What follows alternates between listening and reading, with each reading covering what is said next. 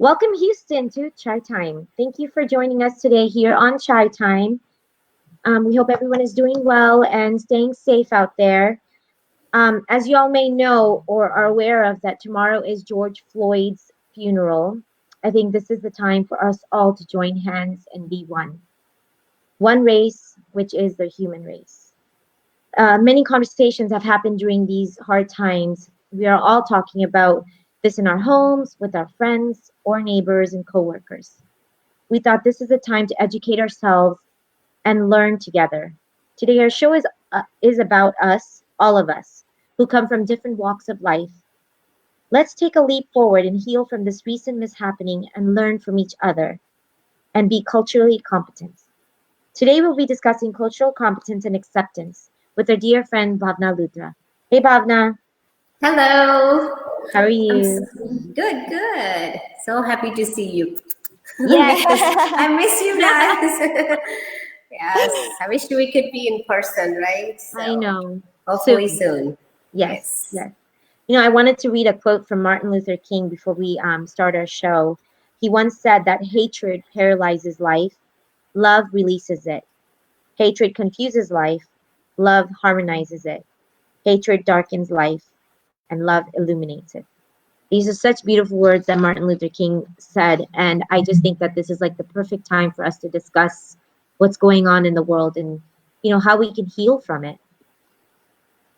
Yes, very beautiful said. I really, hate is such a strong word, and it's sort of what's being thrown around, and we are hearing these words. Wherever you turn on, doesn't matter what TV channel or Facebook, it's just all over the place, and that's what we are hearing, hate crimes. And it's been happening for years and years, thousands, I could say years. And the reason we are hearing is because what's recently happened, the incident with George Floyd. But it's just been around for so many years. It has not spared any race or culture or ethnicity. And I could just say that some of us have experienced at that personal level based on our color or being gender, even being female. We have been subjected of such, I wouldn't say crime, but some lash out. But what we are seeing is a generational trauma. This incident has sparked that the trauma which has been going around for generations for African American community, and they are among us. They are our friends, and it has not spared anybody, right? Even if the reason we are now feel it because with midst of this COVID. And we were walking around with the raw emotions, right? We're walking around with the raw emotions of uncertainties, and we sort of talked about that, right, in our previous sessions, that we have been walking around these emotions with what's next, when is this going to change? And when this happened, it was just like, we thought we are beyond this, right? We have gone beyond this. We are all same, right? With the COVID happened, it affected everybody globally, right? With every culture, race, ethnicity, and we thought we were all same. But then when this was thrown at us, and we were like, okay, I guess we are not same. We are different, and we are being treated because we belong to certain race or culture or ethnicity. So I think that's where we all came together, knowing that just like COVID is affecting all of us, and this is affecting all of us. This is the time for change. It's change. Change doesn't start with one person. Change start with personal level. Change has to start with the relational level. Change has to happen with the community level, change has to happen at the society level, and then of course global level. And I think that's where we are moving, right? We are moving. This started in US, but it didn't stop there, right? This is the protests are happening globally, right?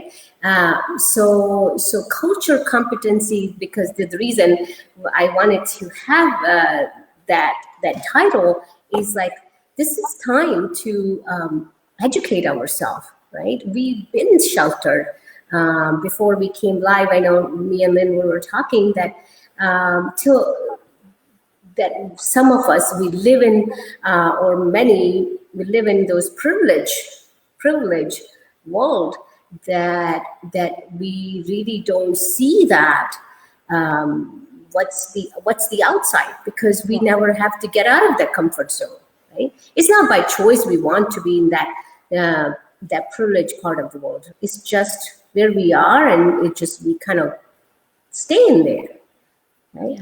And I think it's time that if we want to have change for anything, we have to educate ourselves, right? We educate ourselves. We have the dialogues which we are having today. We're having at a personal level. We are having at relational level with three of us, and then we were having at the community level, right? Yeah. And we are educating ourselves by having this dialogue. And we are here. We want to hear from people who are tuning in, that they share their experiences. If they can put in our comments, and then we can maybe have few more dialogues after this, because we want to connect with each other and see how it's affecting everybody. We don't have to be a certain race or culture. We can be a different ethnicity and still have the same experiences, right? And it's like, as a woman, you know, when we see one woman is in pain and suffering, we know it kind of evokes something. It always affects it at some level, right? Yes. So that's what we need to experience. You know, I am with you. I am you, right? I am not just with you. I am you. I think that's the thought process has to start. You know, when Harvey happened, a little bit, I was started to talk with Glenn that, you know, when Harvey happened, that certain pockets of the city got affected in Houston with Harvey, and then people came together. But you know, in certain, unless it's in your neighborhood that happened, then you didn't experience, so it was very difficult to relate to. Like, okay, you know, I can go and help and I can save people and all that. Till it comes to us, it doesn't really affect us. But I think that's where we need to see that it's maybe not help changing me. It's maybe not affecting me at personal level, but I can still change with it, right? I have to be there for my brother and sisters. Right? We all are brothers and sisters. You know, this labeling happened over so many thousands of years. You know, this change didn't happen just one day. This brainwashed, or you could say the separation, segregation, so many things happened, you know, over time, which separated our identities. And I think that's where we need to make that shift, right? Yes. The shift for just showing up for our brothers and sisters. You know, it doesn't matter whoever you are, just show up in their life and say, you know what, I'm here for you, right? Yeah. Right? Actively listen. Yeah. I am only expert of my life. I'm not expert of your life, right? Because you are the expert of your life. So tell me your story, right? I maybe not relate to your story at first, but I can be there and empathetically listen. Yeah.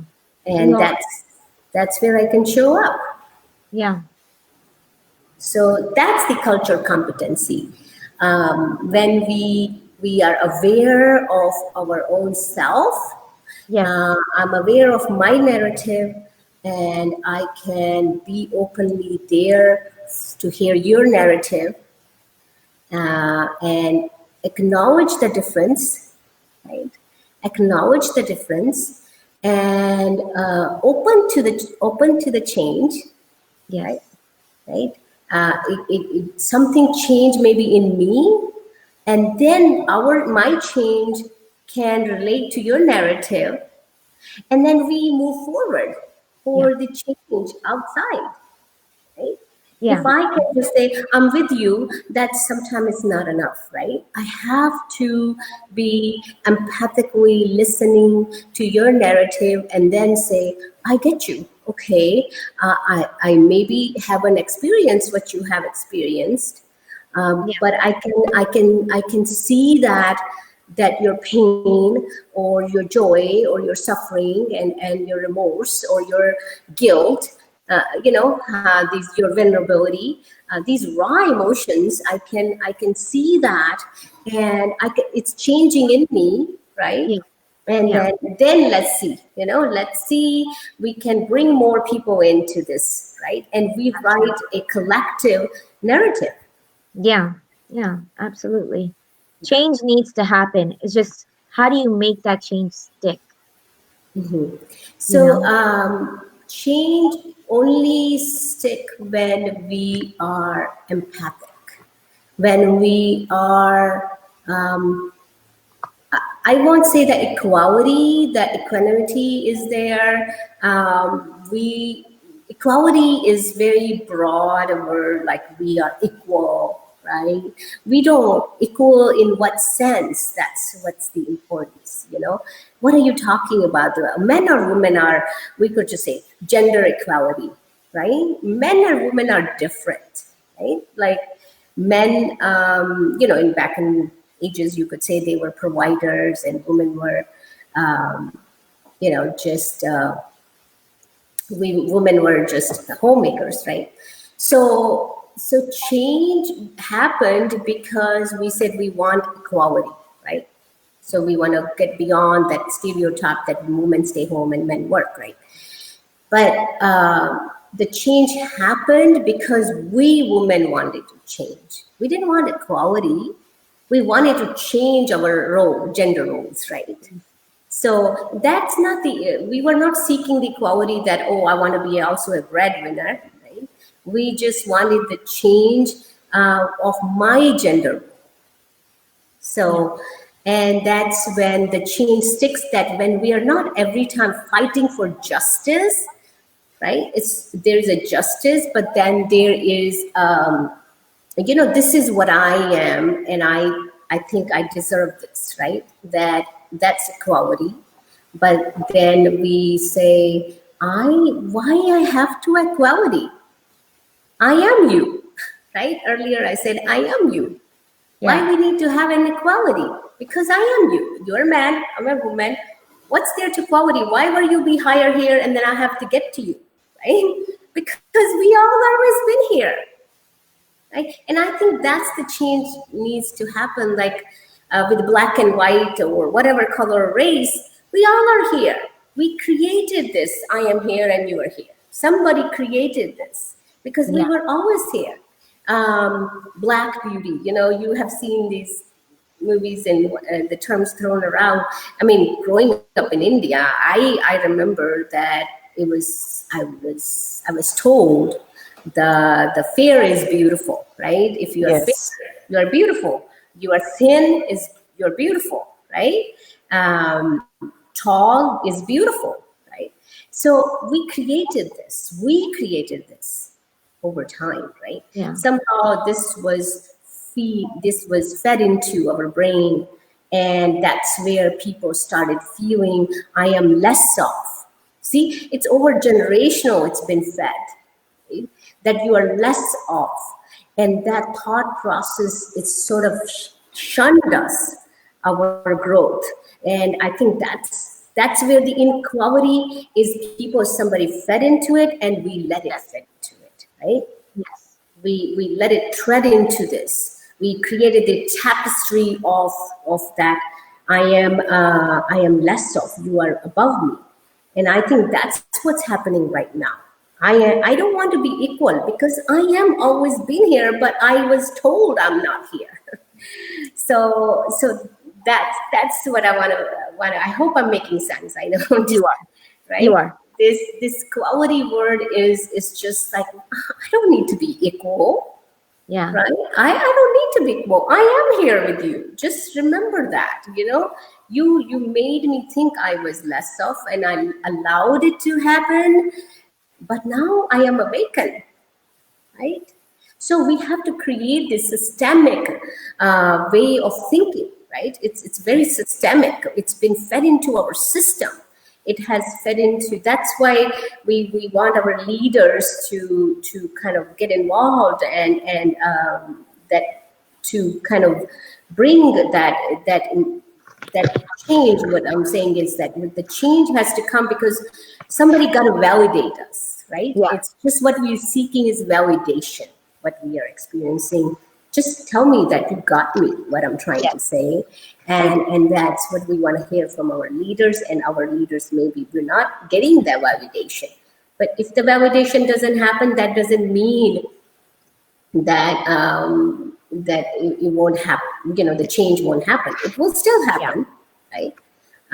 Because I think that's where we need to get beyond, like validation, approval, and because a validation and approval we sometimes seek because we think you are above me and I need to be validated, and it happens with in any hierarchy relationship, Yeah.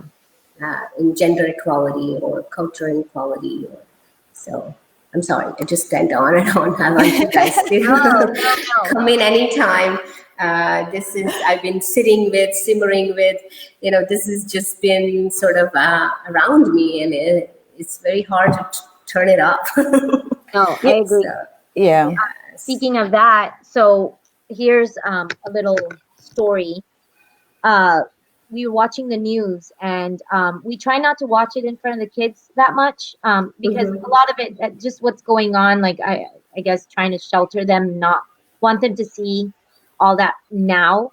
So anyway, Mm-hmm. so they, the George Floyd tape that keeps um, playing the incident that happened.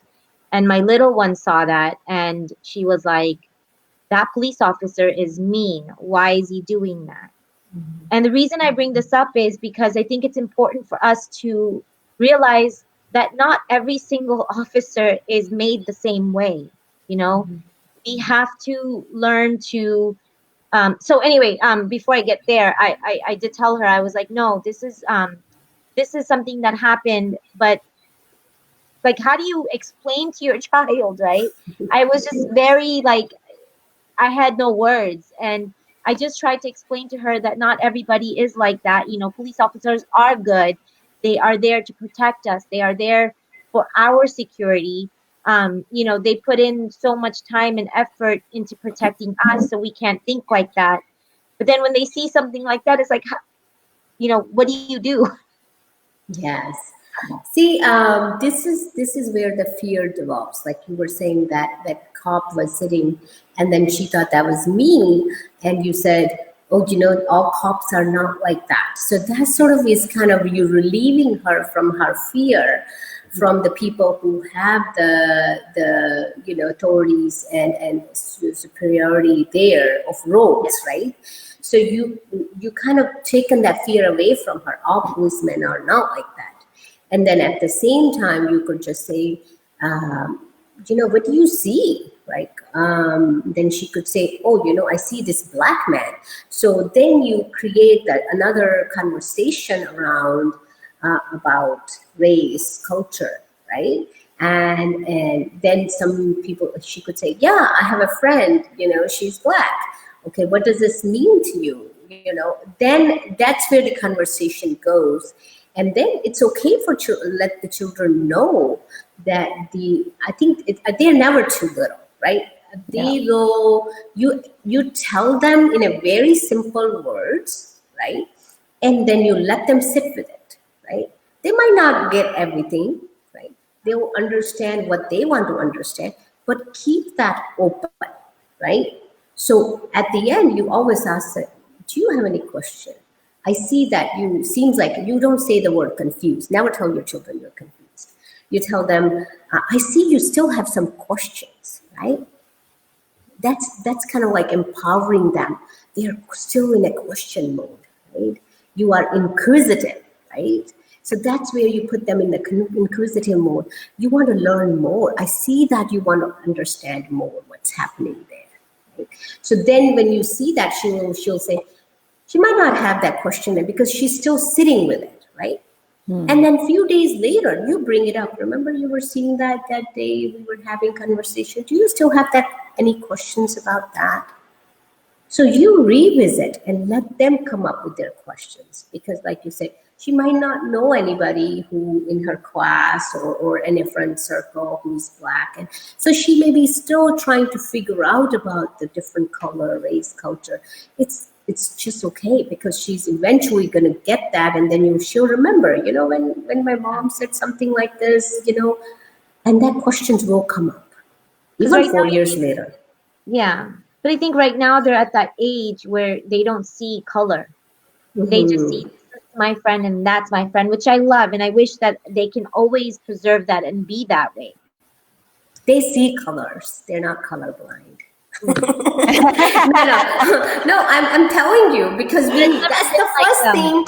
That's the first Yeah. thing we teach our children when they're baby. Yellow, red, Yeah. blue, right? Yes. So they know, they see the color. Yes, they don't see the difference.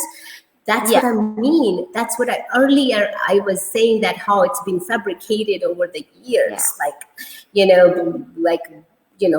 white is better, or this color is better. When you show somebody gray, it's like, oh, that's sadness. You're in a gray mood. It's just like, we created this, That's right? so Like true. earlier we were talking about the screen with the blue, right? And then I said, I got the blues, right? So That's because true. it's been fed into our brain. Blues means sadness, low feeling.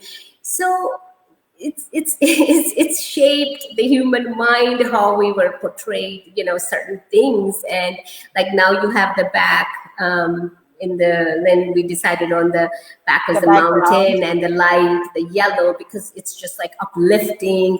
Yes. So it's just been fed into our mind, and it's okay. Certain things are okay to be, because that's where the relation come from. But they notice, kids do see colors, and the only thing they don't see is the difference. And I think we need to learn from our children that Yes. they don't see the difference. And I think this is where the change will happen, because I think what more and more people who are involved in the protest is young people, and they've been told to see different colors, but they don't want to. They know that after this technology and then so much happened, awareness is like a movement. We used to have awareness in a writing, right? People used to write stories and books, and that's how we got to know the information. But now it's like information is out in 1 second, so it's evolving us so fast, right? We are evolving so quickly, and we're just like, no, I don't agree with this. I don't have to read a book to know that I don't agree with it. I can only get one sentence and I know I don't agree with it. It's so quickly the changes are happening, and these younger generations saying, this is no go, right? This is no go, right? Just one word of one person has to say this is no go, and you could see that news feed floats around so much, then everybody's like, this is no go, right?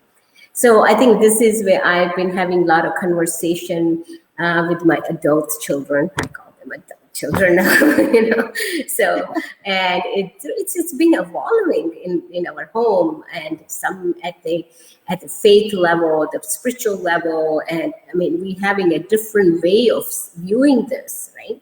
Yeah. And that's what can happen. Earlier, Lynn and we were talking that she was sharing somebody else's experience, that they're just fed up with, after COVID and this happened. It's just so much for everybody, right? Yeah. And there's like, what is this now? It got to stop. This is no go. So, and I think we don't have to agree on this. It's okay actually to disagree. That's where it starts. We got to disagree. Mm-hmm. We have been told by, no, don't question me. I am superior, I know more than you. And even when I remember, growing up in, with my culture, like, you don't speak up to your parents, you don't raise voice because they know better, right? So that's a respect. But if the parents get sort of an abusive sense that you have to listen to me, then you realize this is not good, right? This is not good. Yeah.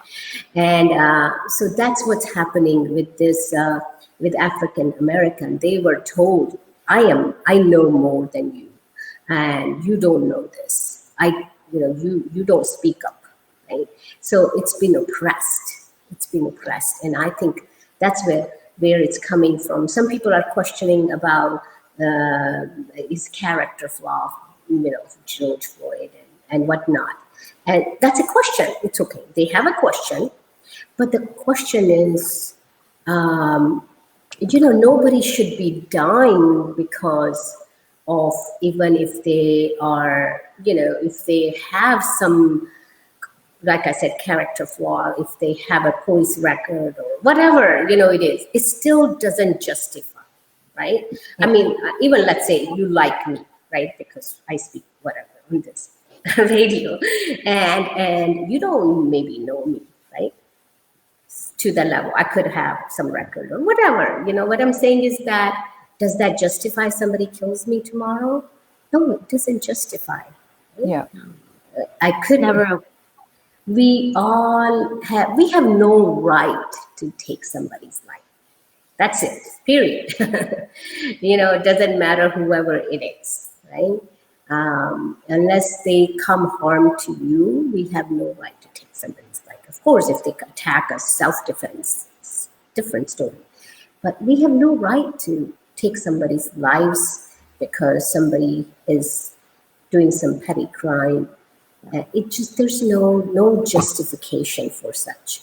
So I think that's where the understanding has to happen, and that questions are welcome. Questions should be there. I think unless we have a question, we don't educate ourselves. We don't hear others' way. What is my right doesn't have to be your right. Mm-hmm. I can't force you to see the way I see things.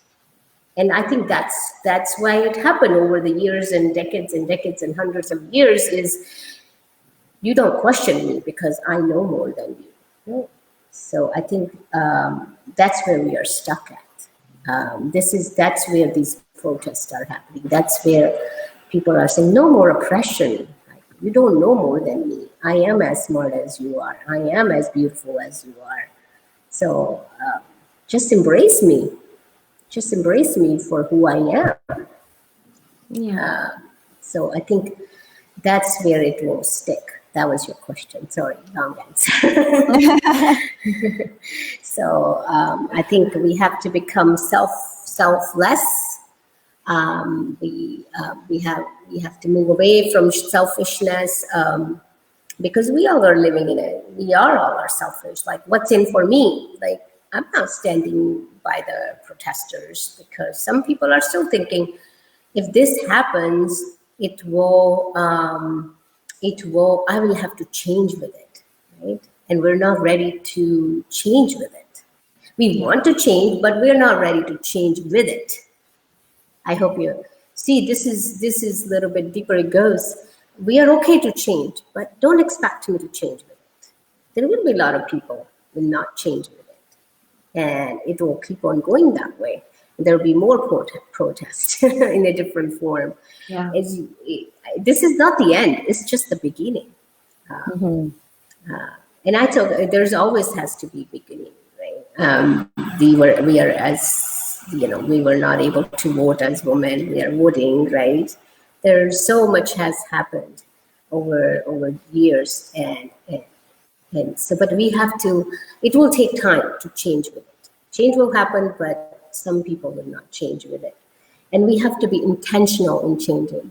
I really emphasize the word intentional parenting, intentional change. Yes. Everything has to be intentional. If I'm not intentional, nothing will move forward. My intentions are not right. I can say, yes, I'm with you. Let's do it. We're together. Because we want to fit in. We want to follow the herd. That's what we are doing pretty much. We are like, okay, I'm with you. Come on, let's go, let's go. But sort of like, I'm not really intentionally there. So Yeah. be intentional. If you're not ready, sit with it, question yourself, understand yourself, educate yourself, take time, and then do it when you're ready. So,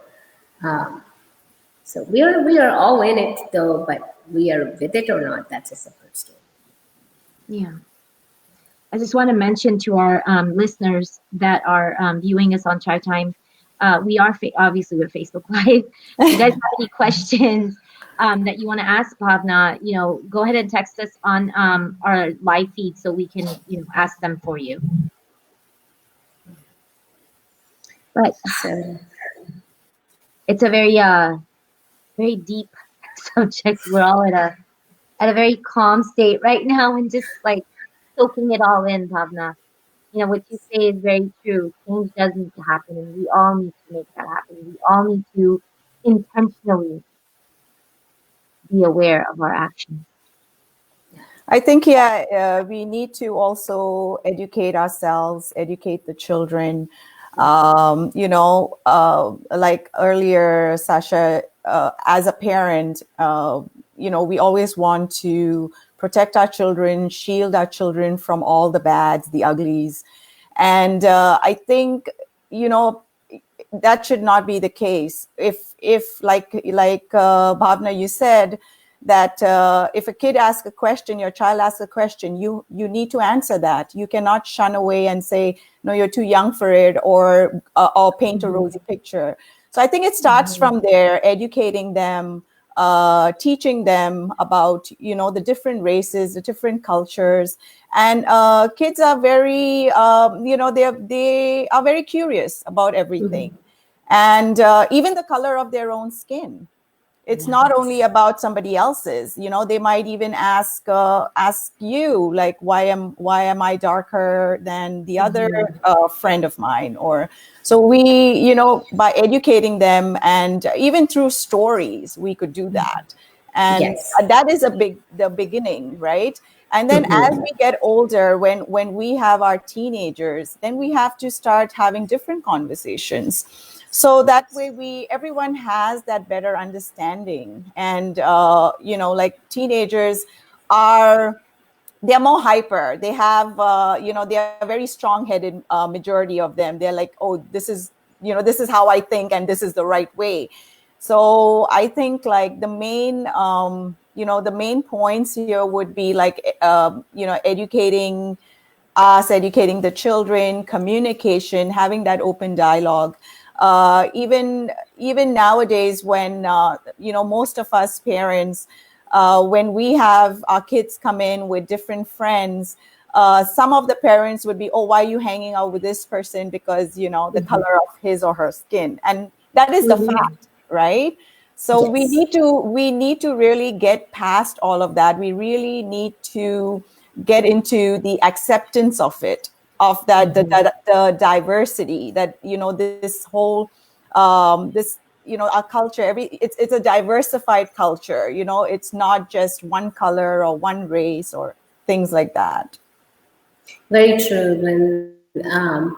So we as a parent, we try to protect our children, right? Yes. We protect them from harm, and I think that's where we forget that lack of knowledge will harm them even more. Yes. Right. So it's very important to teach them of every culture, every faith practices. Yes. I always tell them there's no right way to practice your religion or faith. Every religion stands as its as strength. That faith is a strength, right? Religion is a strength. A culture is a strength. A race is a strength. Everything is a strength. But when you show them this thing is a weakness, being putting a tilak as a Hindu. What is that? I don't know. Covering behind burqa, what is that? That's oppression, and being black or being certain culture like Chinese culture, whatever culture you could just say, we can pick on it and tell our kids that how we are superior than the others, right? And we that's how we protect ourselves, our children, like, you are better in this, you're better being this culture or race, or like how we protect our children, like, hey, we are better, so stay in it, right? Don't try to look outside because there's enough in this, right? So we go to churches or temples or mosque or Jamaat Khana, we just sort of like stay in it, right? We just say, this is your shield, this will protect you, and you just only circle around here. But no, let them go to their friends to churches, let them go to temples, go to each other's prayer places, and let them learn from those experiences. Let them interact with every ethnic background or culture, race of kids, that they could learn, they can grow, and we should protect them from that. And I think that's what's happening, that we think we're educated, we're fluent and we're intelligent. So, but we are no, actually became a fluency. There's a price we are paying. We are sort of closing ourselves and we don't letting ourselves grow because we think we get enough in our circle here. We don't need to look outside. Mm-hmm. And I think that's where we need to teach our children, hang out with everybody. Bring everybody home with whatever backgrounds they're from, and go with them wherever they want to go, to certain part of the city, you think you are unsafe, like, okay, be smart about it, make a good judgment, but don't tell them this is an unsafe zone. Just teach them how to protect and shield for them when the danger in their way. But they should not be seeing certain culture group as a threat, right? Mm-hmm. Threat to their race or culture, right? I think that's where we are not educating enough our children. We're thinking we're protecting them. That's actually fabricating the ideology, that you're better off. Whatever the better off is. You can complete the sentence from there. You're better off being in this group of your own people, or you're better off than these people. So see, this is what we are fabricating. Right. And I think we are the young generation after this whole social media is just like, no, this is what I've been fed into. This is not working well. So, but they have to learn that later in the ages. But why are we not doing as a parents, right? As kids, when kids are young, even elementary school, and when they get to even high school, why not we having that dialogue, right? Yeah. So we shouldn't be protecting them from the knowledge. We can protect them from so many different things, but teach them, educating them, and let them experience, and let them have those questions. And have them seek those answers. And if they have questions, don't tell them your answer is the only good answer. Tell them, no, I don't know this. Always be open to say, I don't know it. I don't have the answer for it. Don't be the expert of everything. We parents don't have to take that role. Go to this aunt. Maybe she would have an answer. Okay, or maybe go to your friend. They might have a better answer for it. Let them find their own answers. Don't give them answers. And I think that's where the revelation happens. That's where the change will go, right? That's when they will change with it. Right? They will change with it. That's the word they will remember. So, well, my son is here, Arjun, so he might have a few things to add. So, Arjun, you want to come and sit with Mama? He's from far seeking that permission, sort of. Hi, Arjun. Good morning. Hello. You You have it wanna- on your ears, so I can hear them. yeah. So I guess Yeah, you could just you can remove it, and then we can hear him. that's. You want to put it on? Yeah. Can you hear him? So Yes. we could. Yeah, we can hear. We can hear both of Yeah, you. I can't hear them though. You can't hear them? Like it's in your ears. How? Oh, okay. Sorry. You can just put it on the You can mic. remove the Bluetooth. On this Yes. one. Let me just remove the Bluetooth Yes. part so that way we both can speak. Okay. Yes. Give me 1 second. Yeah, I thought it'd be good to, since we are on the topic of educating children, so I thought it'd be good to hear that perspective. What's changing? All right. Sorry. No, that's okay. That's fine. You just have to turn off. All right. Can you hear us now? Just give me a few seconds. Okay. Yeah, I'm still hearing. I'm just Turn it- disconnecting. turn it- Oh, okay. Oh, okay. Oh, hold on. Can you see us? Yes, we can. You're still on for sure. Okay, sweet. Hi, Arjun. Hi.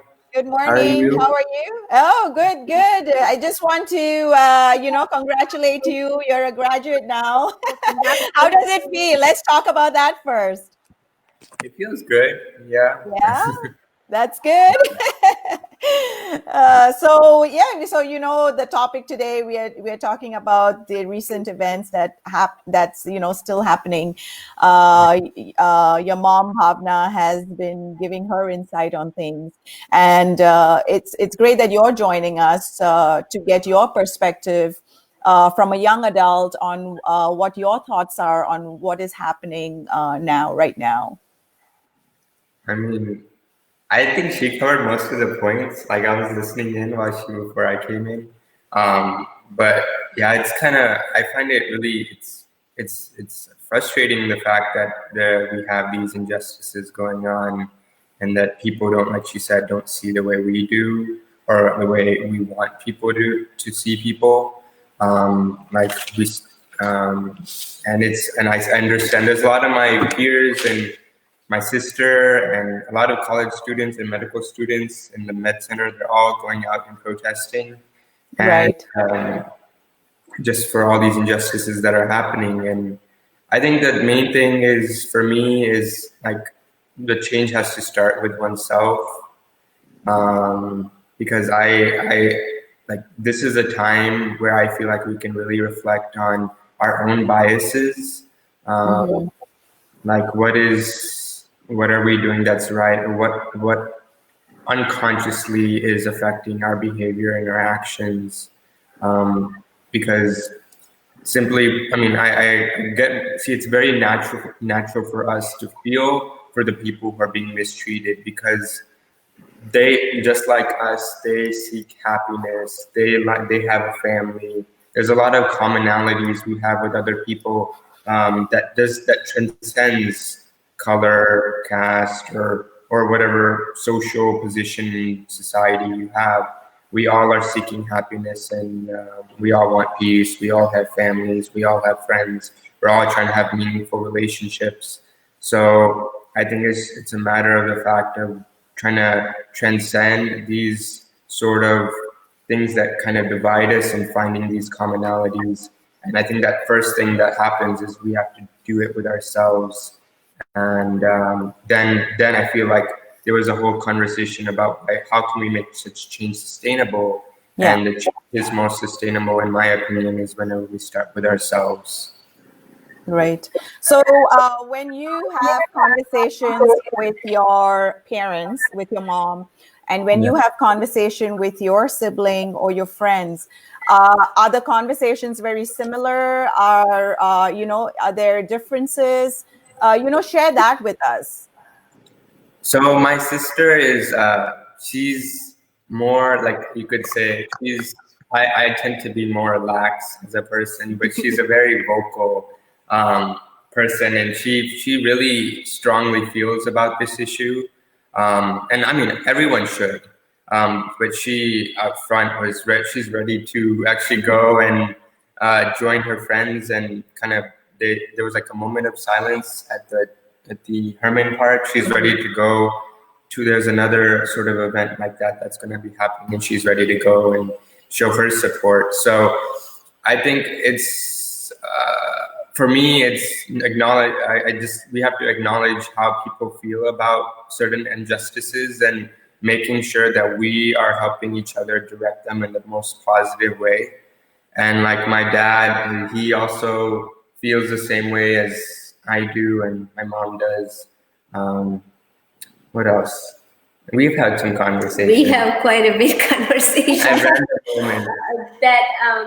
Remember one night, I kind of was just listening to him, sort of like spirituality. He kind of incorporated into this, that this color we have sort of fabricated as a difference, but how when we kind of start seeing beyond that, maybe you can say it better because you have sort of put some light on that.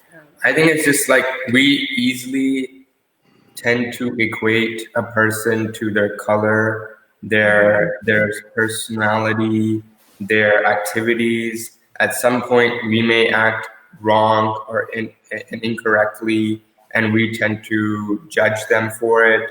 And it's very natural for us to be very frustrated by that. And sometimes we just want to lash out against them, and because they are not acting in the same way as we do. So that is something we have to recognize our own inadequacies before really placing those expectations on other people, trying to be able to become more in tune with ourselves, our own imperfections.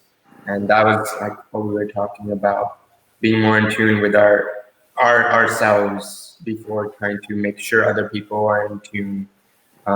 So like, even if we're protesting, we need to be acknowledging the fact that we cannot simply have these views and speak about it without being the change, and also expect other people to be that same change as you do. You got to start with yourselves, and then people will see you being happy.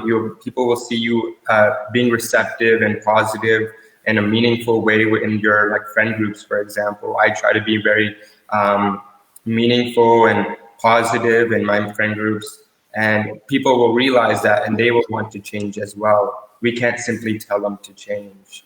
I think that's the main thing. And then you were sharing something about the spirituality in there. If you want to kind of sort of a little bit put a light on that. So like spirituality is like recognizing ourselves as all living beings that are, like I said, consciously trying to seek happiness.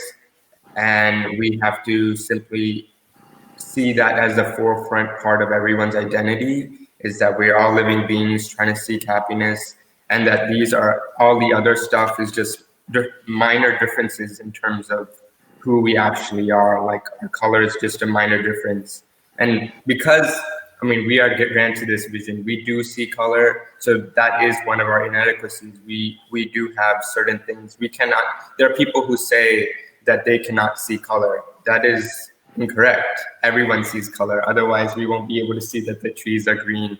Or I mean, there are people who are obviously have differences and they're colorblind. But in general, most people, or quite a few people, can see color, and we can't just say I don't see color, because we do. We need to acknowledge that we have these limitations, and that these limitations are not who we are. Our actual position is as living beings who simply want to be happy, and who simply want to be in tune with themselves.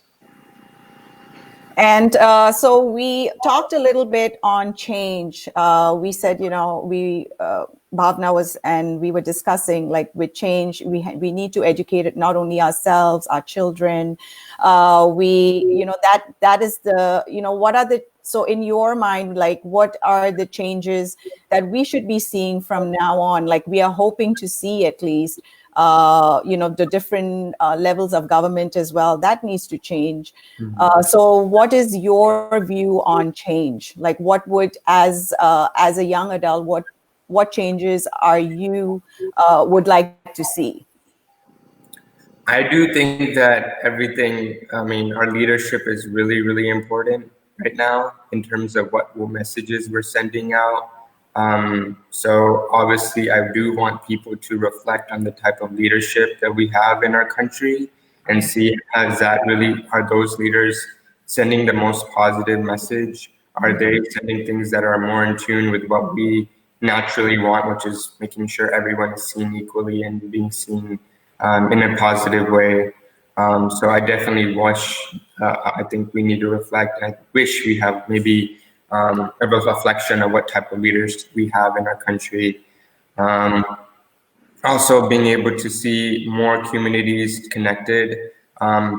It tends to be that our, like, even there, we have these sections of community that are simply like, for example, my sister has been talking about the fact that the Hindu community, at least, we're doing a lot of charity work, but it's time for us to really plunge into addressing other injustices, like this racial injustices. So that basically having communities not shy away from such conversations, because naturally, as a Hindu community, we like to be obviously doing our part and doing our seva in other ways, but really talking about these serious issues and systemic issues that run really deep, to address address the injustices. So having more communities tied together, connected together, would be really good. Yeah, I think it's time that we see this as a global message that we are in it. So I think all different temples or Jamaat Khanas or mosque or churches, these interfaith ministries are doing some work, and I think collaboratively we can make this change better at a faith practice level, but also as a young generation. They sometimes don't want to associate with any religion or faith. That even just being in it together and sending the global message that we all in it, right? We all with it, not just in it. And just like the fact, because like I identify as Hindu, and like my mom was just saying, we always think that we're better off doing this. So sometimes we feel like, oh, we're better off just hanging out with our community, but that kind of we need to make sure that doesn't separate us from really understanding and being able to empathize with other people who are of different communities. So I think it's important that communities say, yes, these are the values that we have and we're trying to inculcate in people, but we need to also be able to represent that in every single way and be able to address the injustices that are being experienced by other communities. Yeah. And being able to develop friendships and relationships with those communities. Right. Because we don't want to be isolated in it. Otherwise, if we stay in one sort of group or community, we become isolated. And I think it's time to not survive. I think we have done enough of that. Yeah. As communities or as a certain groups, we were trying to, function and survive.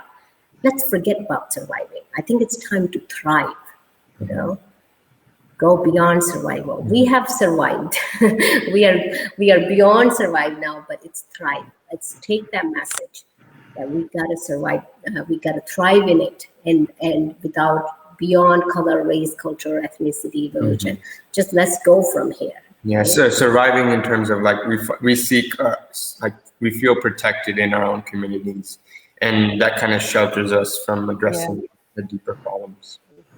Yeah, I think that we need to really have all these conversations, not only when these kind of incidents happen.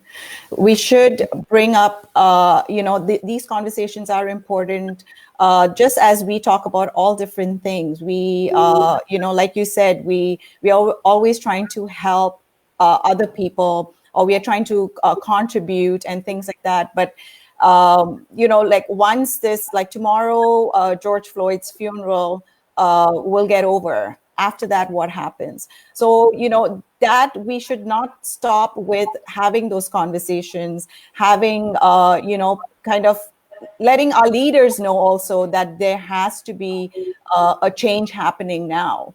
And I think that is so important for us. Like you said, it's not only here, it's all over the world now, that this has sparked so much of fury and frustration over all that has been happening in the past.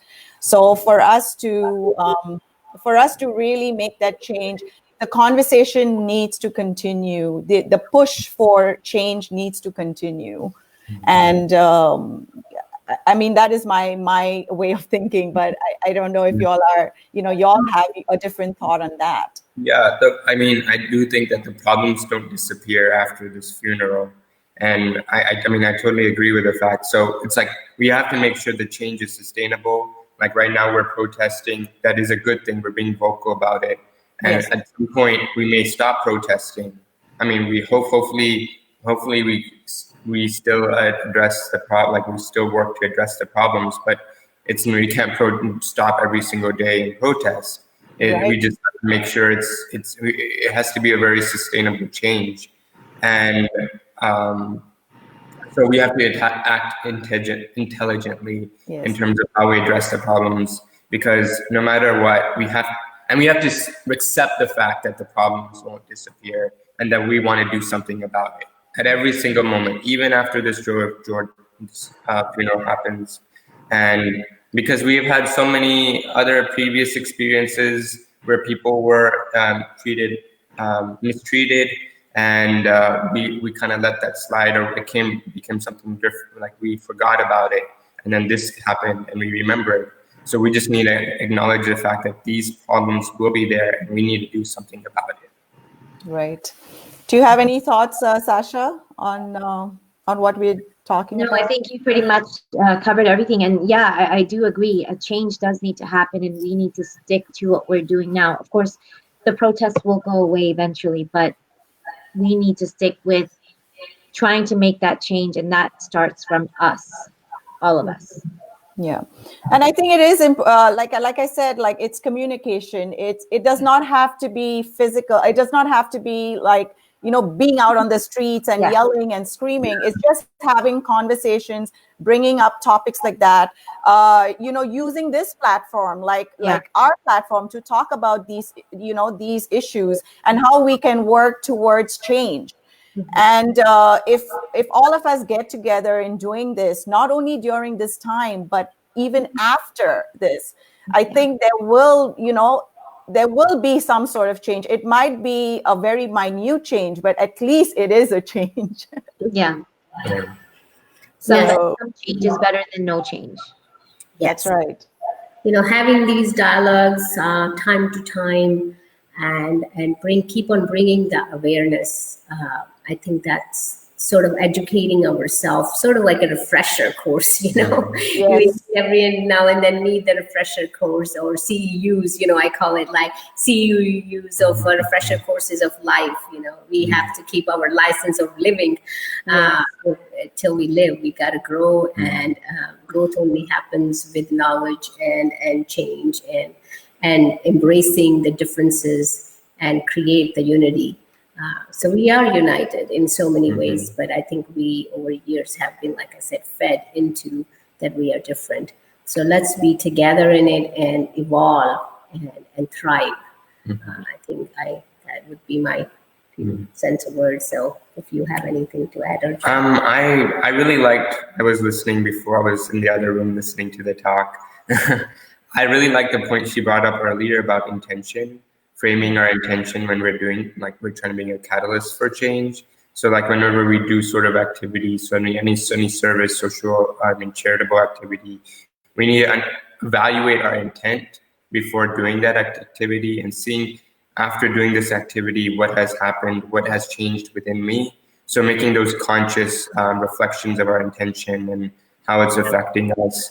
Because, okay, it's okay to protest, but if you at the result of your protest, you're just more angry and more agitated, and you're acting in a way that's not conducive to change, then that's simply defeating the purpose. So there are people out there who are getting protests. They're doing it for the right intention, but at the end result of it, you could see some people get fired up and hurt, and it can sometimes be dangerous if we're not recognizing and reflecting on.